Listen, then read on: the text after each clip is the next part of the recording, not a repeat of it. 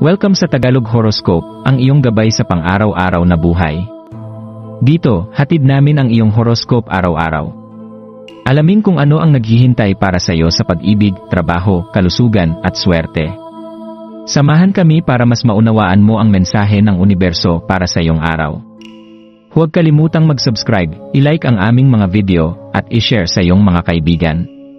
Simulan natin ang araw ng may inspirasyon mula sa mga bituin.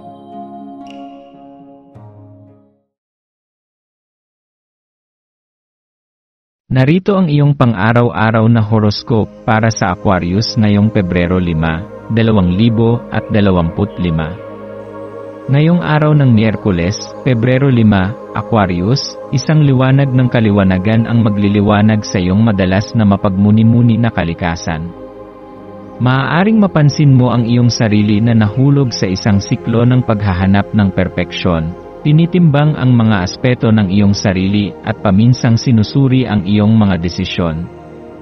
Ang iyong likas na katalinuhan ay may mga pagkakataong naiiwasan ng mga negatibong saloobin o pagmumuni-muni na nagdudulot ng self-criticism at pag-aalinlangan. Habang ikaw ay dumadaan sa iyong araw, marapat na kilalanin mo ang iyong nararamdaman at matutunan kung paano ito makakaapekto sa iyong mga desisyon at hakbang na tatahakin. Sa pag-navigate ng mga saloobing ito, madalas ay nakakalimutan mong tanggapin ang iyong mga kahinaan bilang bahagi ng iyong paglago at tagumpay.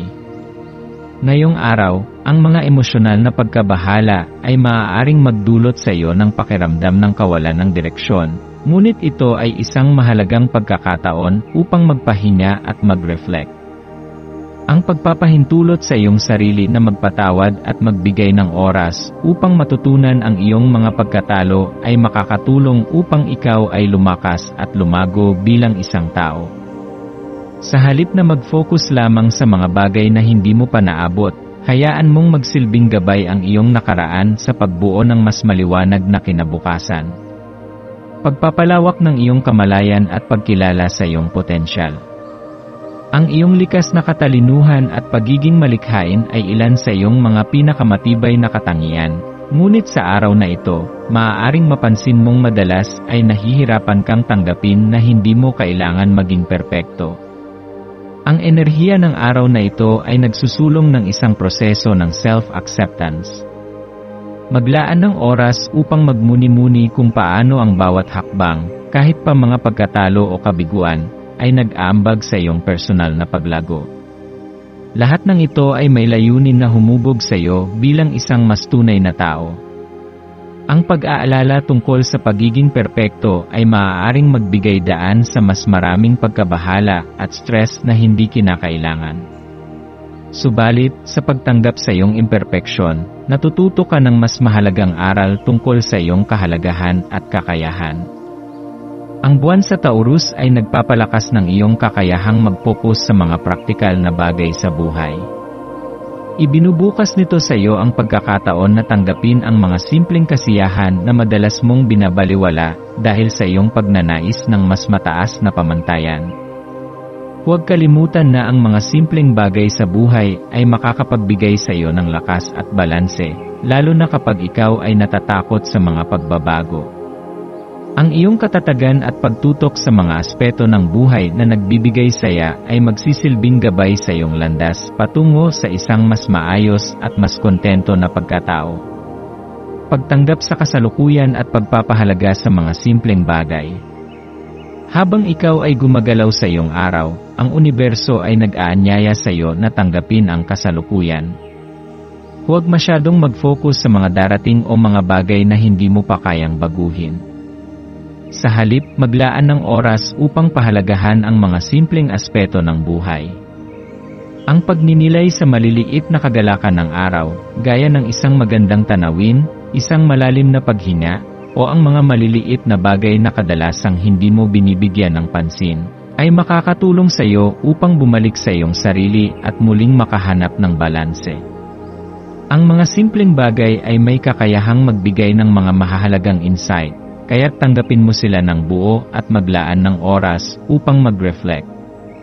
Pagpapalaya sa iyong sarili mula sa pag-asa ng perpeksyon. Ang buwan sa Taurus ay nagdudulot ng isang magandang pagkakataon upang i-release ang pangangailangan mong maging perpekto sa lahat ng aspeto ng iyong buhay. Sa mga pagkakataon ng self-doubt o paghahanap ng kamalian sa iyong mga desisyon, tandaan na ito ay bahagi ng iyong proseso ng paglago.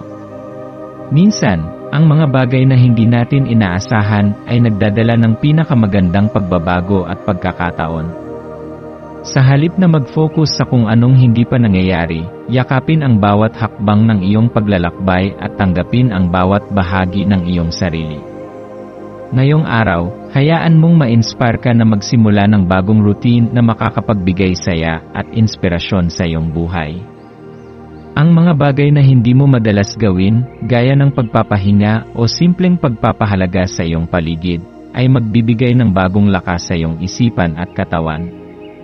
Maglaan ng oras para sa mga maliliit na kasiyahan na madalas mong ipagwalang bahala, at tandaan na ang mga ito ay may kakayahang magbigay sa iyo ng bagong pananaw.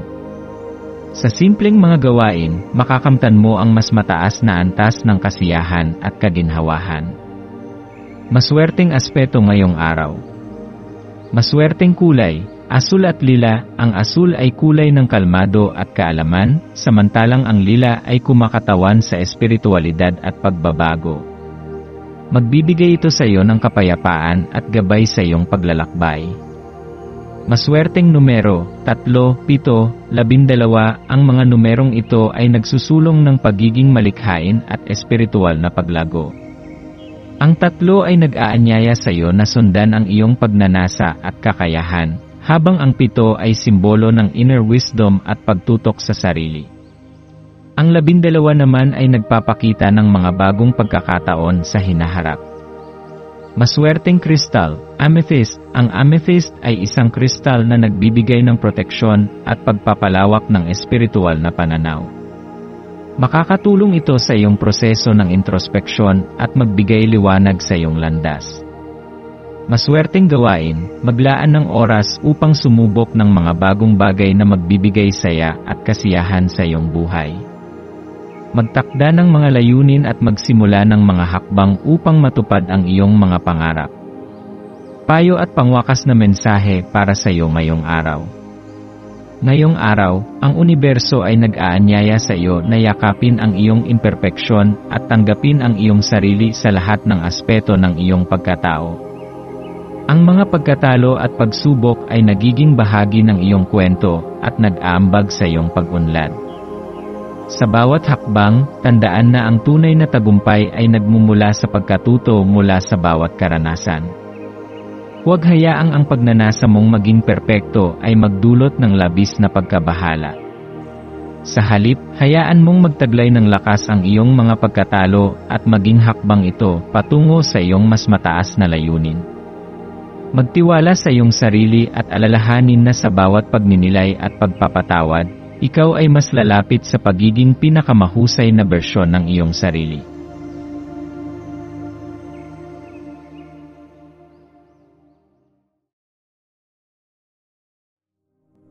Tayo ay magkaroon ng kaunting sandali upang ipagdasal ang lahat ng mga dalangin ng ating mga subscribers, na sana'y matamo nila ang kanilang mga pinapangarap sa buhay, magandang trabaho, mabuting kalusugan, payapa at masayang pamumuhay, at siksik, liglig at umaapaw na biyaya at kayamanan. Ipinagdarasal namin ng mataimtim ang lahat ng mga komento sa nakaraang video, at hinihiling namin, Panginoon, na pagpalain mo ang ating mga subscribers ng masayang buhay sa mundong ibabaw. Maraming salamat po. Maraming salamat sa panonood ng iyong horoscope ngayon araw. Naway gabayan ka ng mga bituin sa iyong landas. Huwag kalimutang mag-like, share, at subscribe para sa iba pang cosmic na kaalaman. Hanggang sa muli, manatiling konektado sa universo